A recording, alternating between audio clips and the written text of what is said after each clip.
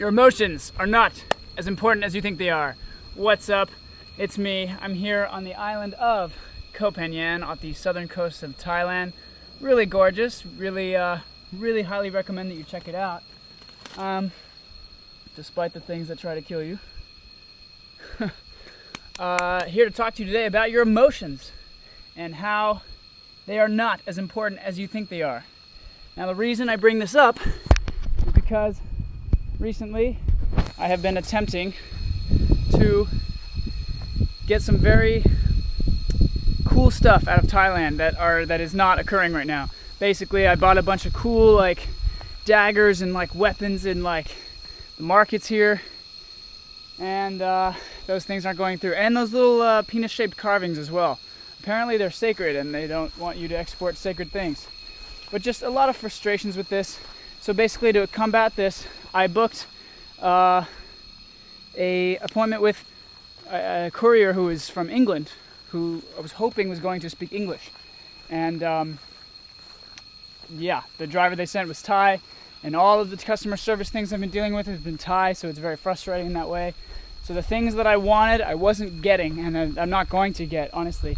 So that's very, very frustrating. Now, the reason that it was such a problem for me was because I went my whole life not wanting things, like intentionally not wanting things,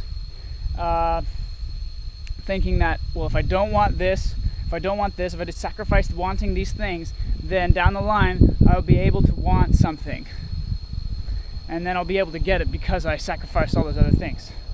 I mean, in some scenarios that's true, but definitely not in all of them, and definitely not when you're dealing with Thai customs in a foreign country. I mean, how could you expect that to work out? But anyway, so the reason why this was an issue, basically, I had created this story that said, well, if this, then this. And the reality of the situation was that it wasn't happening. So basically, because I was so stressed, I spent hours trying to prepare, trying to get everything going right the way I wanted, getting the packing list done, trying to make it, decorative knives, decorative swords, things like that. Put all this effort in, and I just wanted these two things, and basically, customs isn't going to give it to me. So there was all this stress and all of this horrible resistance to the reality of what's happening, and as a result, it created suffering. So I've been very, very stressed and very just irritable, and I just hated people for just no reason. Starting to rag on Thailand and stuff. I mean, Thailand's Thailand, you just do what you do. But yeah, so why does that relate? Because the emotional reality of my story, I fully and wholeheartedly bought into and believed. Now, this is a problem. When you do this and then the physical reality doesn't meet that, you create this, you see this kind of dissonance going on, and you become angry because you're bought into the emotional story of the situation. This happens in breakups a lot.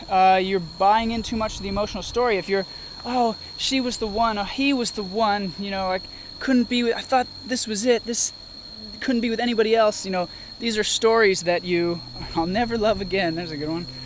These are emotional stories, emotional narratives that you put on yourself. I mean, I'm not, I'm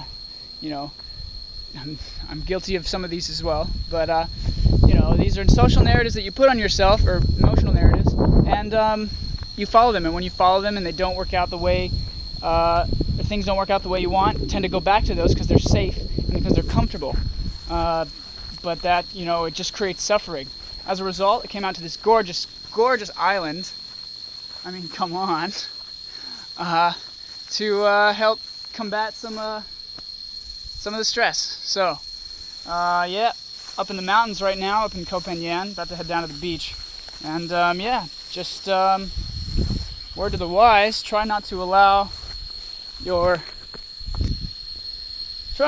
emotional story to overcome you and your physical reality.